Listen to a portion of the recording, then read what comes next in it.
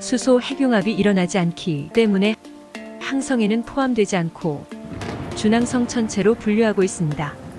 갈색 외성과 주계열성의 경계 질량은 태양 질량의 0.075배로 중원소의 영향을 주로 받으며 중원소가 태양보다 많으면 0.07배까지 내려가고 없으면 0.09배는 되어야만 주계열성이 될 수 있습니다. 갈색 외성의 핵융합은 중수소와 헬륨3, 리튬, 붕소 등을 이용해서 제한적으로만 일어나며 이러한 핵융합은 양성자와 양성자, 연쇄 반응을 일으킬 수 없고 또한 원소는 별 내부에 극소량만이 존재하는 원소이기 때문에 소진 후에는 천천히 식어가게 됩니다.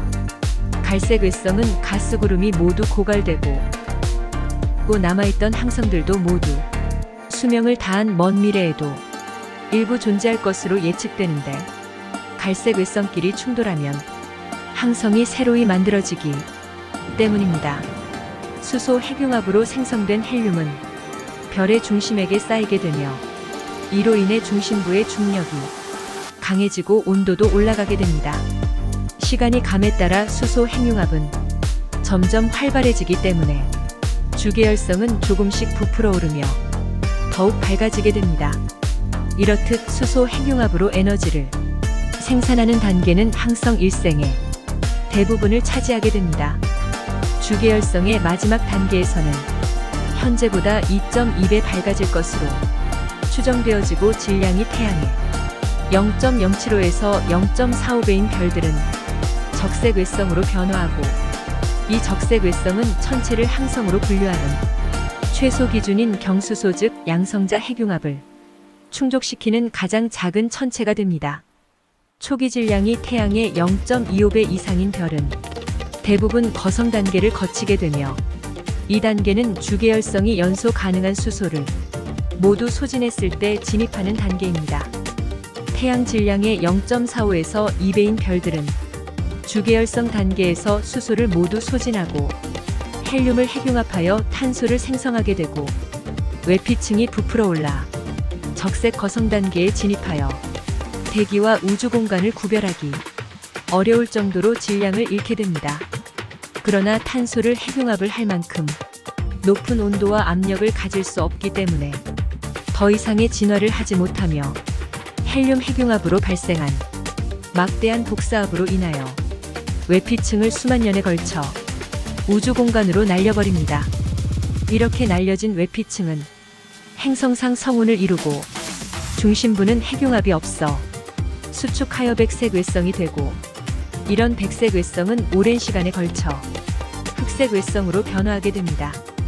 태양 질량의 8에서 12배인 별들은 탄소와 네온 핵융합이 가능해지고 적색 초거성 단계로 진입할 수 있으며 질량이 충분하여 수소 핵융합이 멈추기 전에 헬륨 핵융합을 개시하여 수축 단계가 거의 없으며 핵융합으로 생성된 무거운 원소들은 항성의 중심 쪽으로 모이게 되어 별의 중심에게는 무거운 원소가 점점 쌓이게 되고 중심액 주변에서 이루어지는 핵융합 반응도 점점 더 활발해지게 됩니다.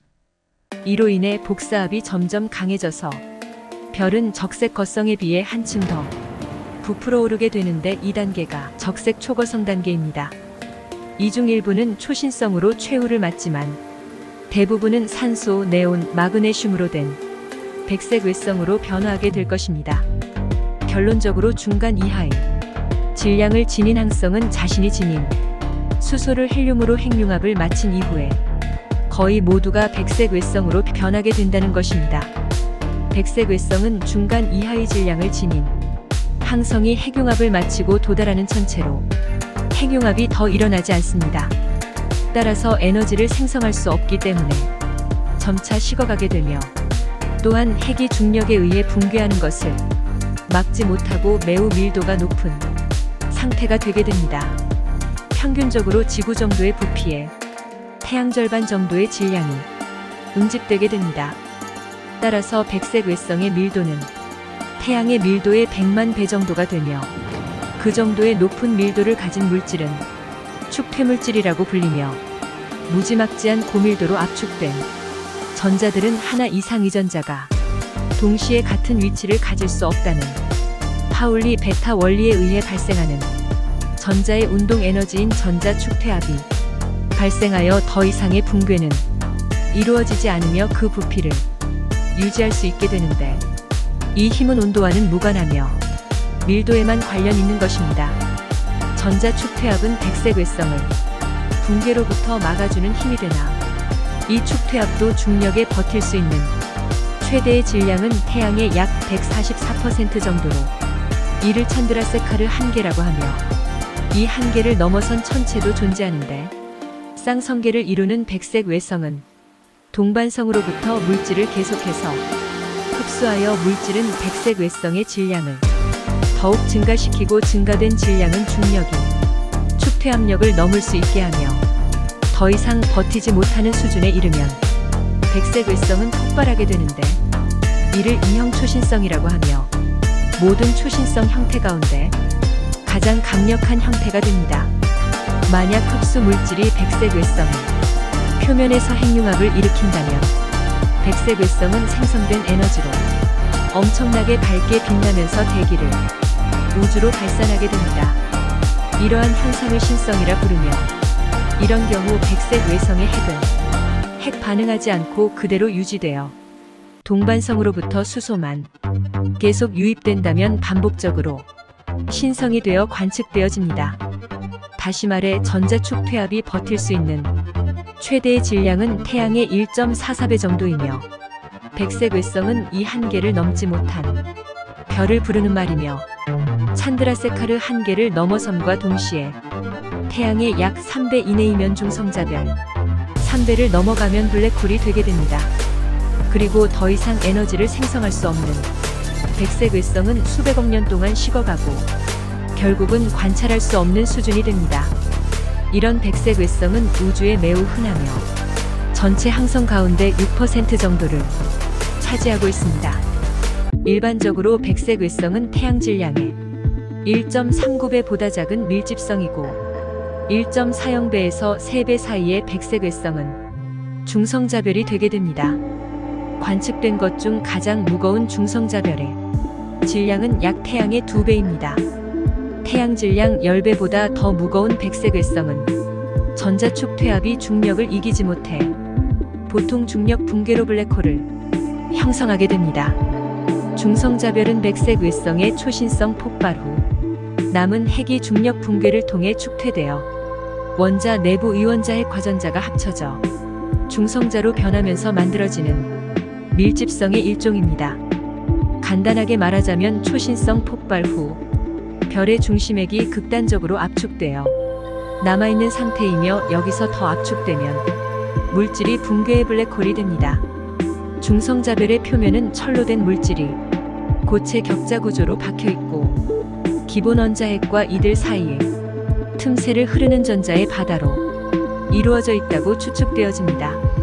중성자별은 현재까지 관측된 우주의 천체 중블랙홀 다음으로 밀도가 커서 거의 12에서 13km의 반지름에 태양의 2배에 달하는 무거운 질량을 가지고 있습니다.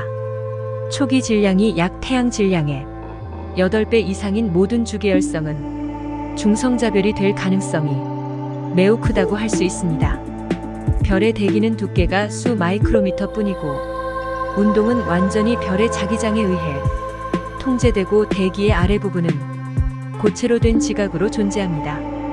이 지각은 엄청나게 강력한 중력장으로 극도로 딱딱하며 매우 매끄러우며, 안쪽 지각에 있는 원자 물질의 형태는 원자핵 파스타로 표현되고 있습니다.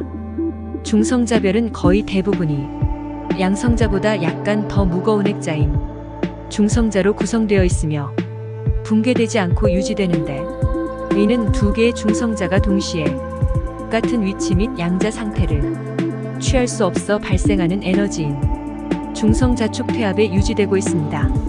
중성자별의 존재는 1967년에 펄사의 발견을 통해서 알려졌습니다. 큰 질량을 가진 별이 붕괴하여 중성자별을 형성하면서 발생하거나, 중성자별이 두 개인 쌍성의 병합에 의해 발생된 빠르게 회전하는 감마선 폭발, 관측에 의해 관측되어지고 있습니다. 우리 은하에는 대략 108개의 중성자별이 있을 것으로 추정되지만 펄사 또는 쌍성의 구성원과 같은 확실한 구조를 통해서만 발견되어지고 있습니다.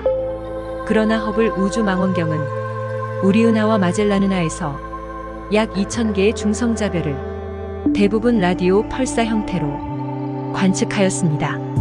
가장 가까운 중성자별 중 일부는 약 400광년 떨어져 있는 RX J1856.5-3754와 424광년 떨어져 있는 PSR J0108-1431로 RX J1856.5-3754는 열적 회전 중성자별로 밝혀졌습니다. 밀도가 엄청나 별 전체가 하나의 중성자 덩어리이자 하나의 원자핵이기도 합니다.